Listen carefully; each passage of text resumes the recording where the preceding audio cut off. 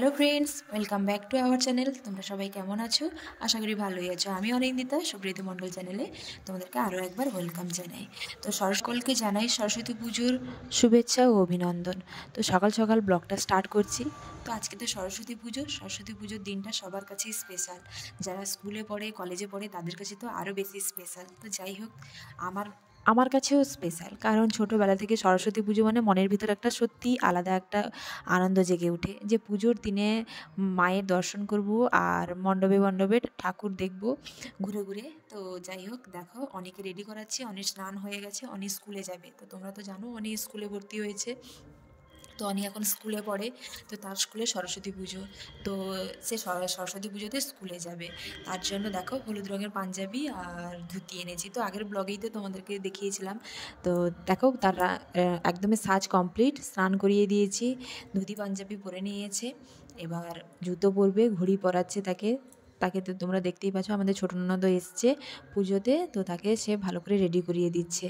তো স্কুলে যাবে, তো স্কুলে তো কখনো যায়নি সরস্বতী পুজো, তো সরস্বতী পুজোর আনন্দটা সে নিজেই বুঝতে পারছে না। তো তাকে যেন ঠেলে ঠুলে পাঠানো হচ্ছে, সে যেতে চাইছে না লজ্জায়, তো তাকে ঠেলে ঠুলে পাঠানো হচ্ছে। এই যে দেখো, তার কাকাই আজকে নিয়ে যাচ্ছে সরস্বতী পুজোয়, মানে তার মধ্যে আরও বেশি একটু এক্সাইটেড যে তার কাকাই তাকে স্কুলে পুজোতে নিয়ে যাচ্ছে। তো তার কাকাইও আজকে তাকে স্কুলে নিয়ে গেছে, তো স্কুলে পৌঁছে গেছে। তো এবার দেখো তার কাকাই, হ্যাঁ আমি একটু পেছনে আছি, যেহেতু আমি ভিডিওটা করছিলাম বলে আমি আর সামনে আসতে পারিনি, তার জন্য। তো দেখো অনেক স্কুলে পৌঁছে গেছে, স্কুলে গিয়ে দেখে অনেকেই চলে এসছে। তো অনেকে যে চলে এসছে, বাচ্চাদেরকে দেখে অনেক যেন আরও বেশি এক্সাইটেড। সে যে ধুতি পাঞ্জাবি পরেছিল, তার মধ্যে যেরকম মানে একটা কী বলবো, স্টাইল ভাব চলে এসছে। স্কুলের ম্যাডামরাও বেশ সুন্দর সেজে এসছেন, সবাই হলুদ শাড়িই পরেছেন, আর সবাইকে সত্যি খুব ভালো লাগছিল। অন্য দিনের থেকে আজকে যেন একটু আলাদা আলাদা লাগছে সবাইকে।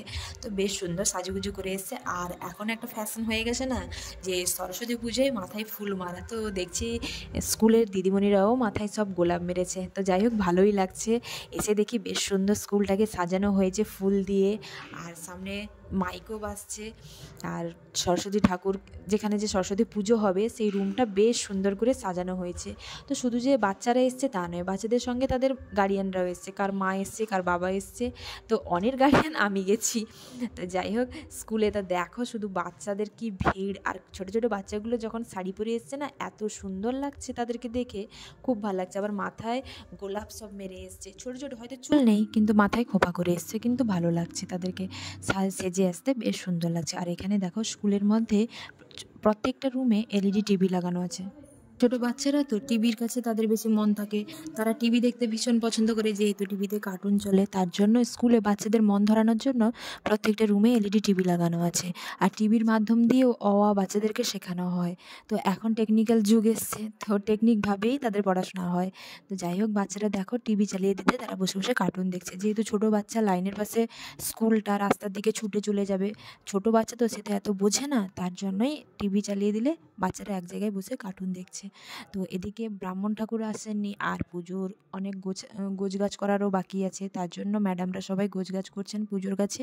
আর সুন্দর করে রুমটাকে আরও বেশি সুন্দরভাবে সাজিয়ে তুলতে সবাই লেগে পড়েছেন। আর এখানে দেখো বেলুন দিয়ে যে রুম সাজানো হয়েছিল, অনি সেখান থেকে একটা বেলুন ম্যামকে বলে নিয়েছে যে ম্যাম একটা বেলুন দাও তো, দিয়ে তার ম্যাম বা তাকে দিয়েছে। আর এখানে সব ম্যাডামরা বসে ফল কাটা শুরু হয়েছে, তো বসে বসে একে একে করে ফল কাটছেন। আর অনেক ফলও এসছে, যেহেতু স্কুলের বাচ্চার সঙ্গে গার্ডিয়ানরাও আছে, অনেকে আছে, তার জন্য অনেক ফল এসছে। আর এখানে দুটো ঠাকুর দেখলাম, একটা বড় ঠাকুর, একটা ছোট ঠাকুর।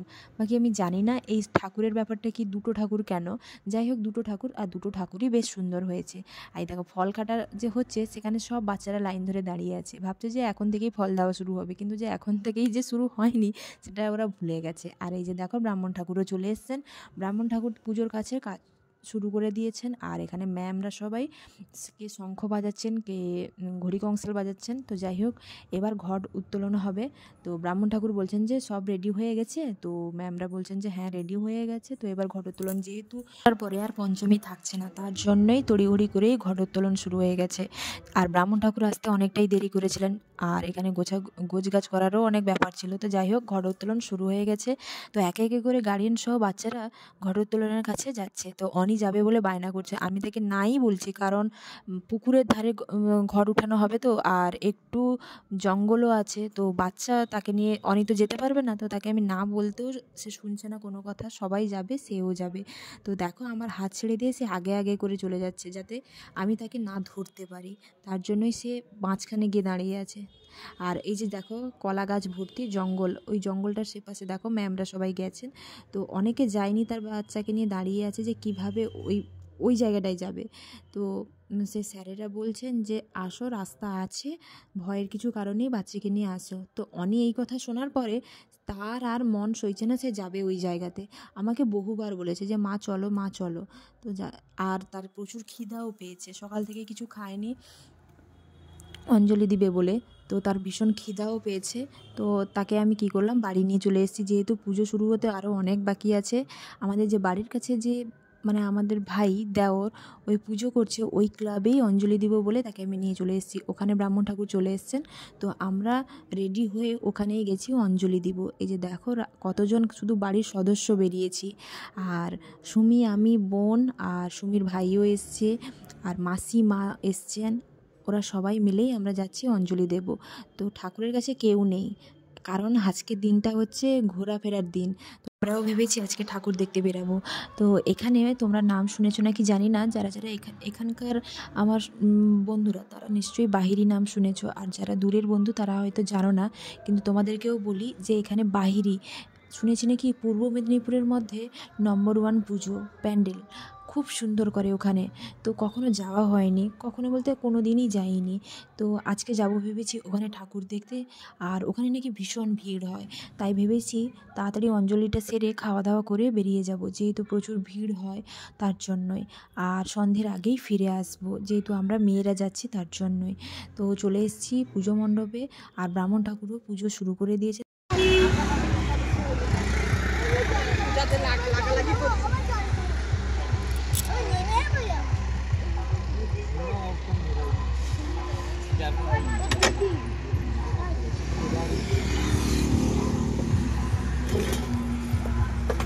অনেক ইট আছে, আগুন লাগিয়ে যাবে না গাছে, আগুন ধরে যাবে।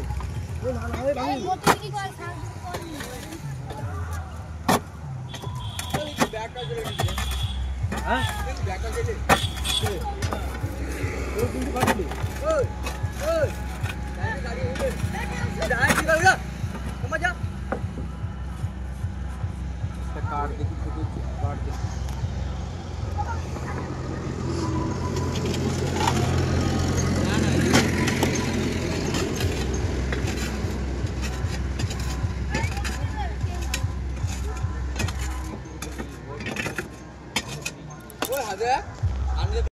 কথা বলতে কষ্ট দিয়ে যাবো, মানলে ঠাকুর নাইলে মানলে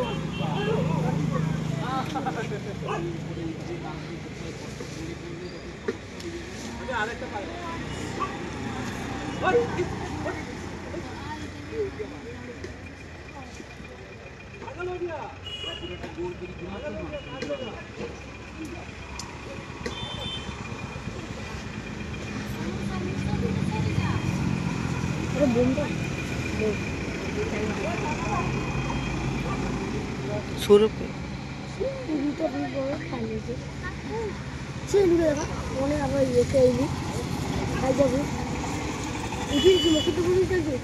ওরা পয়সা দিতে পারবে না, রাজবাড়ি মাছ দিয়ে বড়া রাজবাড়ি টোটাল নাম চলো চলো চলো, পয়সা দিতে পারবি, চল। এটা কি দিলামি, চাঁদা দিতে পারি সবার জন্য না, আমার জন্য বেকার।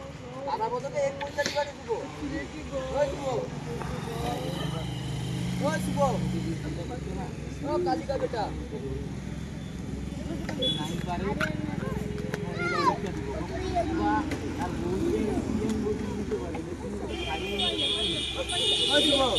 আমি কইছুন সারা বদলে 5,000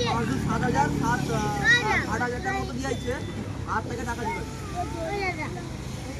ক্লাবের নাম লিখতে বলছি, লিখতে বলছি দেখা যায়।